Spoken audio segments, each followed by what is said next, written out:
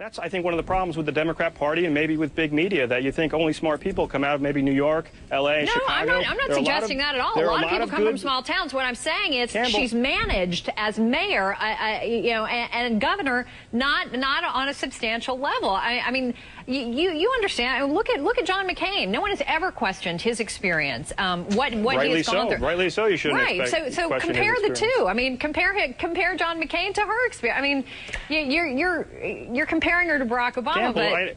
Campbell, I realize you're very upset about this, obviously. I mean this is somebody upset about it, but I'm asking you to try to be honest with here. Let's cut through the bull and give me an honest answer. What I think is that she may bring many qualities to the ticket, many wonderful qualities to the ticket, but a long wealth of experience probably isn't one of them. If you can be honest with me, you got to concede that point, right?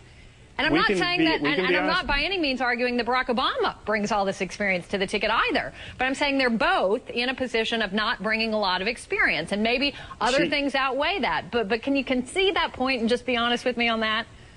No, I will not concede that point, and yet I'm still being honest. As fascinating as that may sound to you. I know. She is somebody who's done incredible work as a governor. She was a fantastic governor, brought real reform, and that's what John McCain is looking for, somebody who mirrors the way he wants to bring reform to government. You're talking about Barack Obama, who chose a senator who's been a U.S. senator who's been there for 30 years, taking another person out of the old boys network, versus John McCain, who's taking a governor, somebody who's been a reform governor, somebody who's from outside of Washington. I think she's going to connect with the American people because she would be a good vice president, and she has been a great governor. Oh, well, okay, well, how did he come to decide on her? Because they met, as I understand it, just one time, right, before he chose her. I mean, well, John King was just talking about this, and John McCain has been upfront about this, how important personal relationships are to him, knowing and trusting the people he works with and spends time with. It's a bit of a roll of the dice from his perspective, isn't it, given how he barely knows her?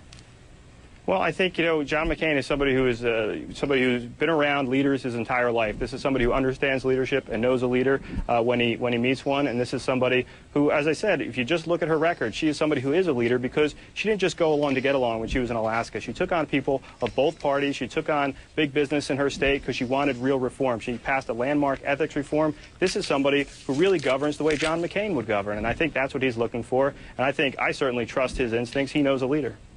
All right, Mike Duhaime, we appreciate your time tonight. Thanks for coming on and chatting with us. Thanks for having me.